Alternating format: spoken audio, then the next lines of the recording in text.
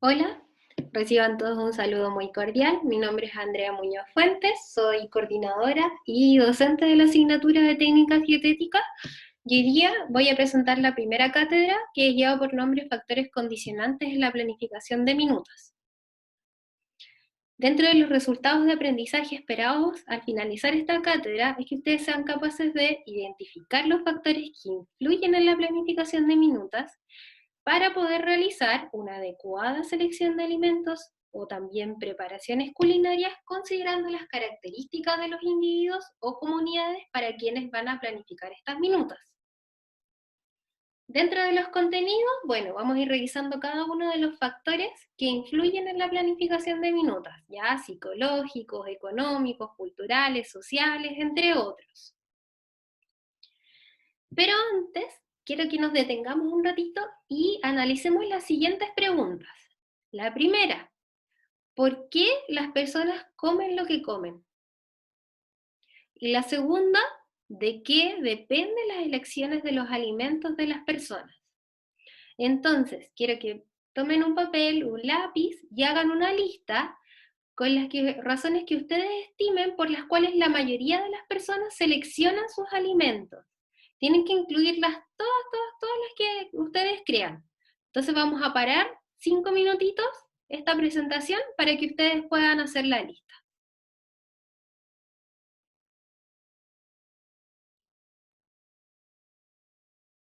Bueno, una vez que ya trabajaron en su lista, vamos a continuar para conocer algunos conceptos generales en torno a la alimentación y la nutrición, ya asociados con esta cátedra. Primero, hambre y apetito. Hambre es un reflejo incondicional, ¿ya? Surge de una necesidad global biológica de energía de parte del organismo, el cual está mediado por el hipotálamo. Es algo no selectivo, es manejado por el subconsciente. En cambio, el apetito es un reflejo condicionado, ¿ya? Que va a estar activado o también modificado tanto por estímulos ambientales u otro tipo de estímulos, ¿ya? Ya sea, por ejemplo, eh, algo que yo veo, algún alimento que yo veo y me surge este apetito, o algún olor que yo pueda percibir del ambiente, ¿ya? Entonces, por ende va a ser algo consciente y además selectivo, porque va a provenir por una necesidad de un alimento en particular, ¿ya? Por otro lado, vamos a tener conceptos de saciación y saciedad. Saciación es el proceso que determina el momento cuando se suspende el acto de comer, ¿ya? Y, o sea, desde que yo comienzo a ingerir el alimento hasta que yo termino por un proceso en el cual yo ya me siento pleno, ¿ya? Entonces va a ser lo que determina que yo termino mi ingesta alimentaria y por ende controla el tamaño o la cantidad del alimento que yo ingiero. Por otro lado, la saciedad va a ser el proceso de inhibición del hambre post-ingesta y que va a determinar el tiempo entre comidas, ¿ya? Entonces, ¿por qué comemos lo que comemos? Existen distintos factores que van a determinar la alimentación y por ende también la planificación de minutas. Dentro de los biológicos vamos a encontrar factores genéticos, de hecho cerca de un 40% de nuestras elecciones alimentarias están determinadas por nuestra genética, la palatabilidad de un alimento, la sensación de hambre o saciedad, la edad también no va a ser la misma elección alimentaria que va a tener un preescolar versus un adulto mayor. El género también va a determinar la elección alimentaria o las preferencias alimentarias. Por otro lado, dentro de los factores culturales vamos a encontrar la cultura local o la identidad local, que va a determinar la selección de los ingredientes y las técnicas culinarias que yo voy a aplicar en la elaboración de algunas minutas o también en la selección de algunos alimentos. Por otro lado, vamos a tener dentro de los factores culturales la religión. Hay algunas religiones, como la judía, que prohíben la alimentación o la ingesta de algunos animales, como por ejemplo el cerdo, y así otras religiones en las cuales también generalmente van por una tendencia más vegetariana, en donde, por ejemplo, también hay ciertos animales que son sagrados, ¿ya? Y aquí hay una tablita que muestra las características de cada religión para que ustedes puedan revisarlas con mayor detención.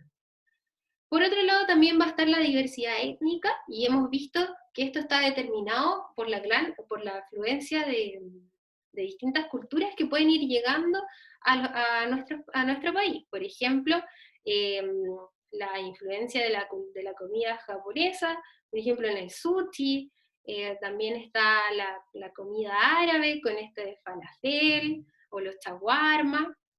También tenemos otro ejemplo, la comida colombiana o venezolana con las arepas, ¿ya? Entonces, así sucesivamente. Y la clásica comida china que ya está muy masificada en nuestro país y en otros países también.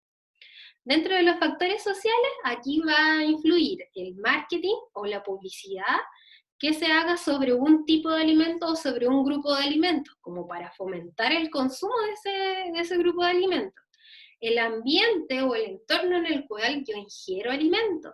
El estatus socioeconómico también determina mi elección alimentaria, y la educación o el conocimiento que yo tenga respecto a la alimentación y a la nutrición. Por otro lado, los factores psicológicos también van a tener cierta interferencia en mi elección alimentaria, como por ejemplo las experiencias que yo haya tenido con algunos alimentos. Generalmente se ha visto que los alimentos prohibidos por nuestros padres, o que en general uno se prohíbe, te generan mayor, como más ganas de consumirlos, o mayor preferencia por ellos. Por otro lado, también las actitudes de los padres, cuando estamos en una niñez, también influyen en nuestras experiencias con la alimentación, y ya en la adultez con estas elecciones alimentarias. También se habla que los alimentos regulan fuertemente nuestras emociones también, generan tanto emociones positivas como negativas. Comidas muy copiosas o comidas, por ejemplo, muy amargas, también generan sensaciones negativas o de rechazo, ¿ya? Y por otro lado, sensaciones positivas como las que nos pueden generar el placer de comer algo dulce, etc. Y cuando estamos en situaciones de estrés también hay es una condicionante que hace que podamos ingerir mayor o menor cantidad de alimentos. Por otro lado, vamos a tener los factores geográficos también, y aquí va a estar determinado por la zona geográfica en la cual yo viva, la cual va a determinar esta disponibilidad o accesibilidad a alimentos. El clima, ya climas más fríos se tiende a consumir alimentos más grasos y más carnes. En cambio, en climas que son más cálidos se consume preferentemente más vegetales, más frutas, cosas más frescas. Y por otro lado, las estaciones también van a determinar el cultivo y por ende la disponibilidad de alimentos, y también qué alimentos tengo yo para poder planificar estas minutas.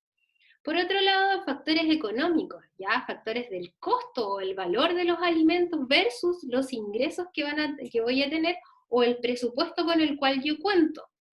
Y finalmente, los factores técnicos nutricionales. Dentro de los técnicos vamos a encontrar el recurso humano con el cual cuento, ¿sí? Los manipuladores de alimentos, los chefs con los cuales estoy trabajando, manejan ciertas técnicas o están capacitados para llevar a cabo las minutas que yo estoy planificando, o las recetas con las técnicas culinarias que deben ser aplicadas. La disponibilidad alimentaria, que ya vimos un poquito en la diapositiva anterior, el equipamiento con el cual cuento, si yo tengo los utensilios y el equipamiento para poder llevar a cabo una receta. Por ejemplo, si requiero hacer un soufflé o algún mousse, si cuento con la batidora, o si requiero hacer algo al horno, si cuento con los hornos suficientes, ¿ya? Y por otro lado, el presupuesto y el costo de esto, que también siempre debo adecuarme a ellos. Y por otro lado, vamos a tener el factor nutricional, en la cual nuestra minuta siempre va a tener que ser equilibrada, es decir, cumplir con los estándares generales de la distribución de la molécula calórica para macronutrientes, también considerar los requerimientos de micronutrientes para nuestra población, guiarnos por las guías de alimentación basadas en alimentos para la población chilena, también que sea suficiente, que sea capaz de satisfacer las necesidades reales, tanto de energía como de nutrientes de nuestros comensales, que sea inocua, que toda la manipulación de estos alimentos sea adecuada para que estos no transmitan una enfermedad por medio de los alimentos de nuestros comensales, que sea adecuada, es decir, que esté acorde a las características de las personas a quienes yo le estoy planificando esta minuta, que sea variada tanto en tipos de alimentos, en tipos de preparaciones o técnicas culinarias, en colores, en sabores, ya que no haya repetición de ninguna de estos factores, por ejemplo, que no se repitan ingredientes, que no se repitan texturas, consistencias, etcétera, y que sea económica, es decir, que se adecue a este presupuesto que estábamos hablando. Y eso en general han sido todos los factores, ¿ya? Son distintos factores, por ende al momento de planificar la minuta no solo me tengo que fijar en que sea algo que sea suficiente nutricionalmente, sino que también generar estas respuestas sensoriales aplicando distintas técnicas y considerando todos estos factores, ¿ya? Los invito ahora a que revisen su lista que hicieron al principio de la cátedra y puedan ver con cuántos factores coincidieron. Y luego de esto, los invito a realizar el primer taller grupal, el cual se encuentra ya subido en su plataforma Educa para que puedan comenzar a trabajarlo siguiendo las instrucciones que les entrega. Ante cualquier duda o consulta, con la profesora Paula vamos a estar disponibles para atenderlas. Gracias.